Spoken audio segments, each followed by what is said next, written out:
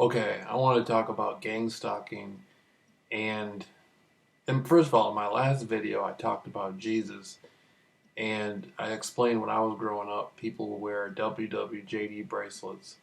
Some people would. It was popular, especially for younger people, wear these bracelets. And again, Jesus spoke out against the Italian government, which at that time was the Roman government, and he was a person who was criticized, frowned upon, plotted against. Uh, he spoke out against corrupt religious leaders, all this stuff. And he was viciously murdered at the hands of the government uh, at that time where he was at for speaking the truth. Okay? And very few Christians um, actually get up there and speak out against the government. There's some that do, but most of them don't.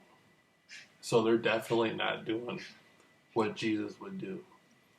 And looking at gang stalking, okay, there's people all over the world that keep saying over and over again that they're being followed in broad daylight by cars with the brights on. And some people have an issue accepting that because they say, well, most cars now, the lights come on automatically. Okay, but a lot of this footage shows, like my footage showed older cars and motorcycles, and mopeds, and vehicles where the lights don't come on automatically. And even the cars in the daytime where their lights are on automatically, their brights aren't on automatically. Okay, and this is a tactic that's used all over the world by people that receive the modern day Freemasonic white glove treatment. And some of the people that this happens to are whistleblowers, people who've exposed government corruption, um, exposed corrupt corporations, and things of that nature.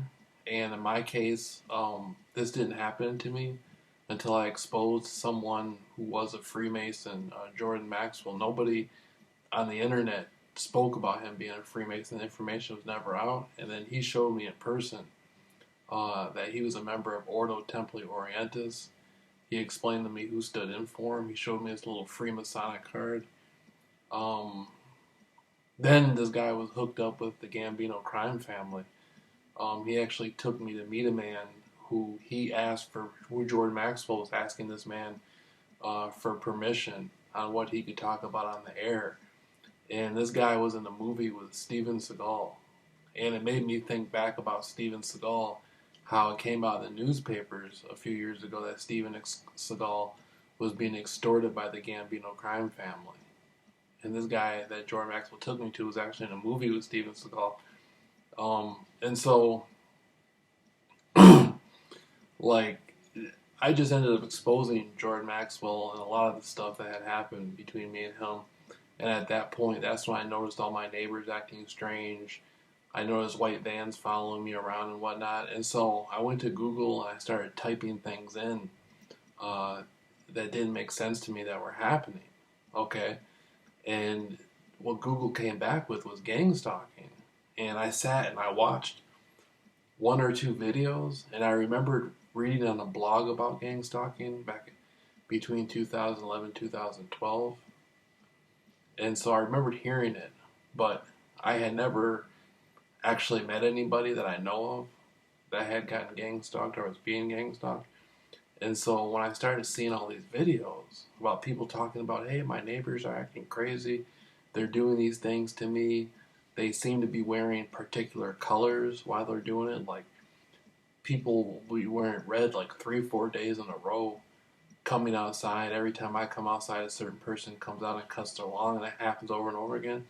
And so I started listening to what people were saying, and then I started leaving the neighborhood like at 3 in the morning, and later on that day, people from the neighborhood would be following me around outside the neighborhood. And then every store I went into, people would be watching me extra closely.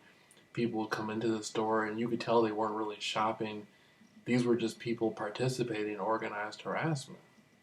So for me, I knew why this was happening to me because of the exposure I made about Jordan Maxwell and his Freemasonic connections. But at the same time, Jordan Maxwell went through a court case over his website, and the Freemasons didn't do anything to help him in his court case. They could have easily awarded him his website back, but they didn't do that. So it became obvious to me that the Freemasons weren't really trying to help uh, Jordan Maxwell. This was a situation of me exposing the Freemasonic structure that was happening in the world within the entertainment industry and alternative research culture, the conspiracy culture. And so as I did that, I ended up getting gang stalked. And, that's